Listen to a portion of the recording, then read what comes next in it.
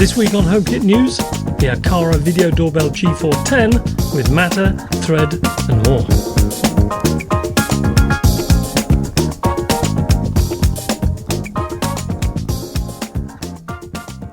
Welcome back everybody.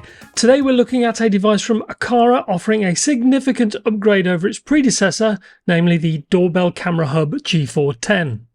What makes this a significant upgrade I'll go into later, but I should also state that for some there is also a bit of a downside I'll also reveal later on.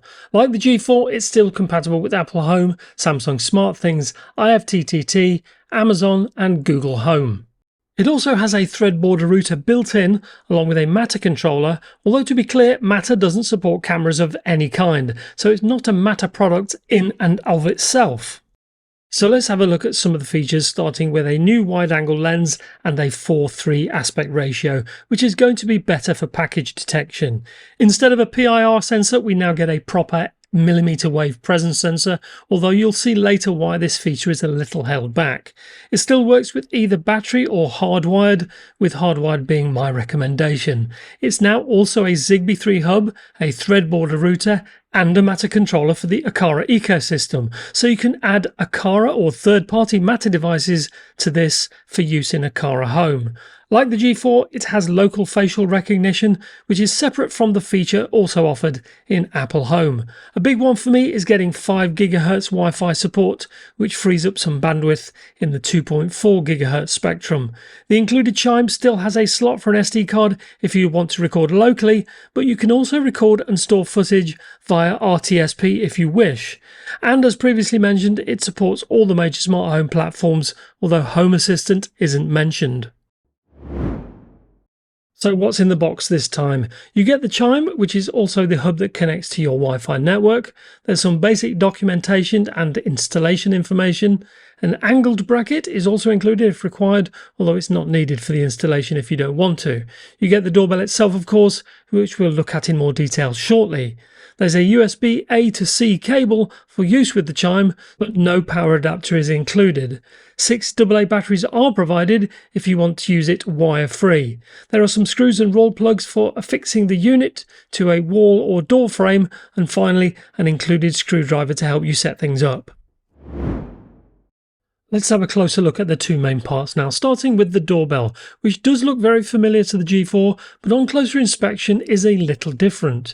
The doorbell icon now lights up when the button is pressed, for example. The top section is slightly different, with the small bulge housing the PIR sensor now removed. I do assume the presence sensor is hidden underneath the front section, where the lens is housed. Other than that, the dimensions are exactly the same, and apart from a slightly darker colour, it's much the same overall. One side has a rubber seal that houses the security screw, which is where the included screwdriver comes in handy. The back is covered with a large adhesive sticker if you're not able to affix it with screws, and a removable square to pass wires through if you go for a wired connection. The other side is simply home to a small speaker for communication and sounds. Let's quickly move on to the chime now, which is bound to the doorbell at the factory and can't be swapped out. This connects to your Wi-Fi network, not the doorbell. The underside has a USB-C port for power and a slot for an SD card. Next to these is a HomeKit QR code as standard. As with the doorbell, this comes with an adhesive backing if required, and there's a button on the top for resetting the device or muting a ringtone.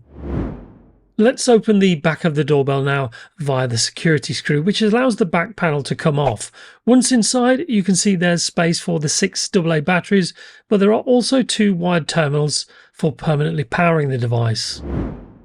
If you're an owner of the original G4, you'll be happy to know that the included angle bracket is exactly the same as the original. I have my old G4 here, and as you can see, it fits the new bracket just like a glove. Here's the G410 fitted, but with the bracket from the original G4, so it's a straight swap, which I'm very happy about. So far so good. I've already set it up, so let's have an initial look at the G410 in the Aqara app. In case you're not aware, the G4 offers a standard 16:9 aspect ratio like regular cameras. The G410 is below that, currently in my test room pointed at some blinds, but you can immediately see the difference in aspect ratios, although it's hard to compare until I get it set up outside, which is next. So what does the new aspect ratio look like in place? Well, here's some older footage from my G4, and as you can see, it's 16:9. When people get closer to the door, only the top half is visible, which in turn means packages aren't going to be seen as easily. Now we have the G410 in place, and you can see the field of view is narrower but taller, so more of the floor closer to the doorbell is visible. Let's place the two side by side now, and if you have the G410 connected to Apple Home, the aspect ratio remains the same, but the total pixel count is actually slightly lower than the G4, even though you get a larger field of view.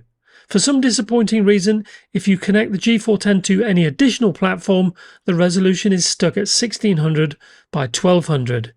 However, if you only use the Aqara app, then you get the full 1536 by 2048 pixel count, which brings it up to 2K resolution.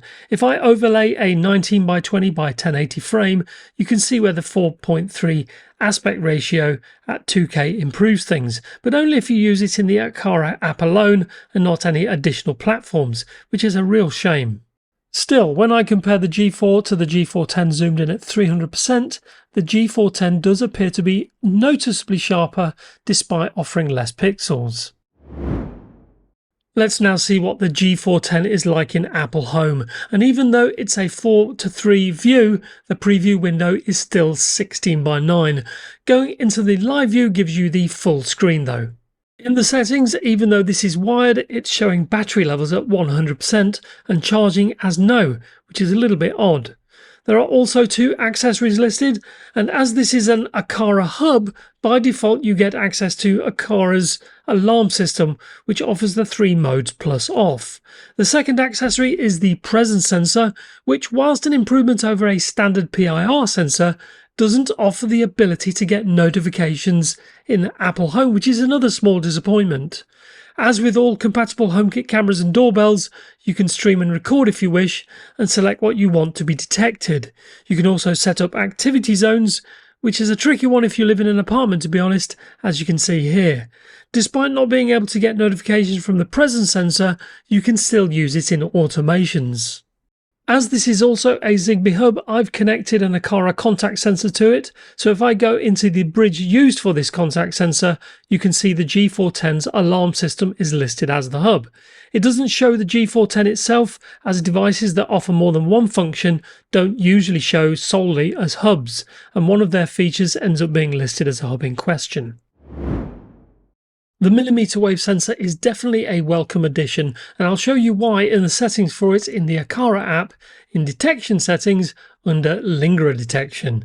Here you can set the detection range from as little as 1 meter or 3 1/3 feet up to a maximum of 5 meters or 16.5 feet. This clip is from Apple Home, and as soon as motion is detected from the elevator, it begins to record. The same event in Aqara Home doesn't record until the presence sensor is activated. Just to show this isn't a fluke, here's some footage of myself and our dog Bubble, and once again, HomeKit Secure Video catches it all, but it's only recording Aqara once Bubble walks over the 1 meter threshold. Let's quickly test package detection now, and oddly, while this is offered in Apple Home, it's absent in Aqara Home for this particular product. You can see that both a person and a package are shown in the timeline. A notification for human detection then comes up, with a notification for package detection and human detection coming later, 21 seconds later to be precise in this case, although sometimes it's a lot faster. So what extras does the Aqara app offer for the G410? Well, as the hub portion can act as a Matter bridge, you can expose the hub to other Matter platforms. As a Matter controller in the Aqara ecosystem, the camera can be set as a primary controller if required, and as you can see, my G5 Pro is the primary Matter controller right now. You can see the contact sensor I mentioned earlier as a child device, but of course you can also connect Matter devices, whether they're Wi-Fi, Thread, or via another Matter bridge.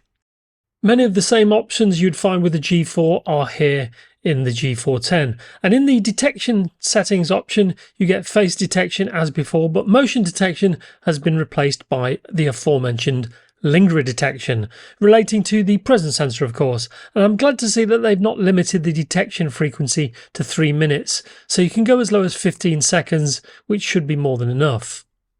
Options for the doorbell are now also listed under this same section, so you can set up push notifications or cloud recordings from here, as well as do not disturb times. Tamper detection can also be set here, which is useful against would-be thieves and should be enabled in most cases.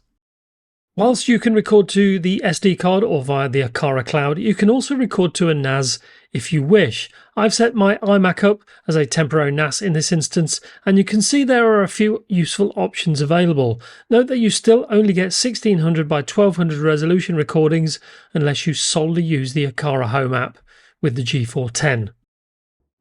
The Aqara app offers some useful options for the G410 in both scenes and automations, of which I've already set up a few. For the if section of an automation, you can use the following triggers for automations, with both unknown face and lingerer detected being useful in terms of security. For use in scenes, you get a lot more options, including playing specific assigned ringtones, whether they're standard or custom, and you can also enable or disable face recognition too, as well as control night vision. The choice is yours.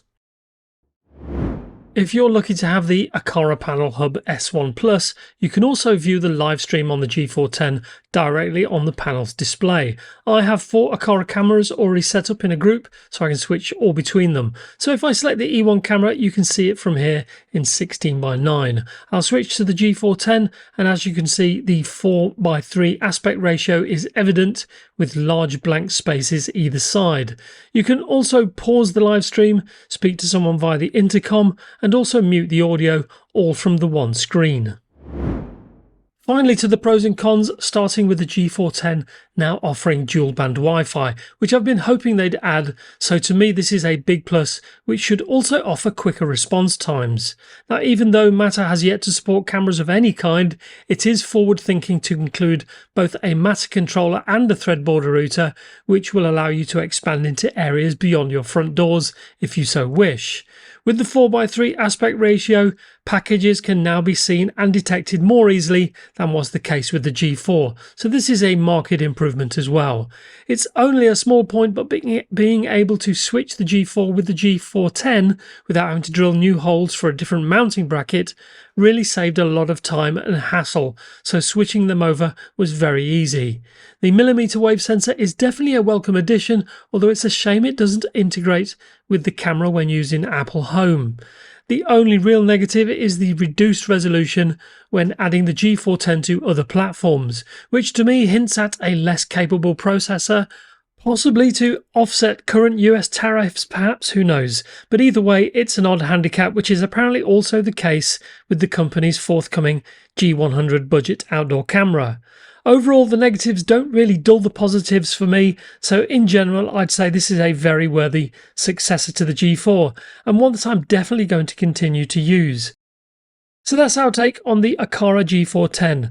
What upgrade sells you on this device, or conversely, do the sensor or resolution limitations put you off? Let me know in the comments section below, and if you've got any questions on this or any of my other videos, ask away and I'll always reply.